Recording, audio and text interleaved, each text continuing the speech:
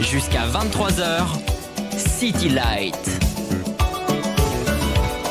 Sur Meuse FM. Bonsoir Aurélien, on se retrouve au studio et ça fait du bien. Oh que oui, je confirme Fabrice. Aurélien, tu avais un aveu à nous faire. Eh oui, en effet, malheureusement, je vous l'avoue, je ne suis allé à aucun endroit de mes reportages. J'ai tellement honte. Il faut pas, et cela s'est pas senti du tout, hein. Et puis avec cette pandémie, difficile de faire autrement. Oui, c'est vrai Fabrice. Et c'est pour cela que pour mon dernier reportage, je voulais être au cœur de l'actu musicale de ces 2 derniers mois, c'est-à-dire tout simplement au fond de mon canapé. Tu pourrais nous expliquer ? Bien sûr, je vais vous lister et commenter tout ce que j'ai casté de mon portable sur mon téléviseur. Je comprends mieux maintenant du fond de mon canapé. Hein. Oui, alors attention pour les connaisseurs, les Facebook Live ne sont pas Chromecastables, mais YouTube et Twitch, il n'y a pas de problème. Mais je m'égare, si pour beaucoup, la vie reprend son cours, il y a certaines catégories de métiers comme la restauration, les cafés et bars, il en est tout autre. Nous venons donc d'apprendre qu'ils pourront réouvrir le 2 juin. Par contre, toujours pas de nouvelles pour les boîtes de nuit où le concept même est la proximité. La drague, la danse, les rendez-vous furtifs dans les toilettes, enfin bref quoi. Tu t'éloignes Aurélien, on t'a compris. Hein. Revenons au sujet. Les DJ et leur comportement face à cette crise. Et oui, tous les DJ qui ont participé à City Light ont pratiquement tous été présents sur la toile, mais de manière différente. Certains se sont contentés de poster des commentaires sur la situation, d'autres ont été plus inventifs. Claude Somariba du collectif Métissé, lui, nous a encouragés à bouger et à perdre des kilos avec son slogan « Laisse tomber tes kilos » en rappel à « Laisse tomber tes problèmes ». Il aurait très bien pu transformer le « Laisse-toi aller baby » en « Ne te laisse pas aller baby ». Samuel Rowe ne se montre pas mais a posté des mix à thème bien caliente. David Égard s'y est remis pour notre plus grand plaisir en allant rechercher des perles des années 90. Ça te dit sans doute quelque chose Fabrice. Il nous écoute David, salut David. Michel Lobacher a posté sur Facebook à l'heure de l'apéro des titres pop dansants ou pas, histoire de se les remémorer. Moods a quant à lui sorti son 2e single Prisoner. Olivier Get Down a fait des sets uniquement mixés en vinyle et a sorti un nouveau single Motherfucking House Music. Jack Perry lui a rythmé les ondes sur la radio dans lequel il officie Rouge FM. Mathieu le magasin a nommé ses lives le Pharmacy Live avec, je vous le rassure, aucune posologie restrictive.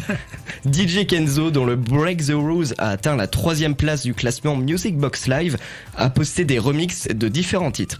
Et en parlant de Music Box Live, Laurent Vex et Thierry Savignac furent tous les deux sur la brèche pour nous tenir informés des classements et des sorties musicales. Samantha Meyer et KSM ont vraiment soigné leur visuel du titre que nous avons programmé en avant-première, I Want You Give Up. Tu veux pas reprendre ton souffle Aurélien ? Ne t'inquiète pas Fabrice, j'ai presque fini. Ouais. La première partie de mon reportage, évidemment. Ah ouais, d'accord. William Bensadoun a changé sans cesse de lieu pour ses lives, sa boutique, oui, William vend aussi des fringues, sa terrasse, son salon, il nous a vraiment fait visiter son univers et pas que musical. Matt Dave a sorti un tout nouveau titre, Don't Worry. Serge Derek a publié des sets techno qu'il a nommé Virus Introspection.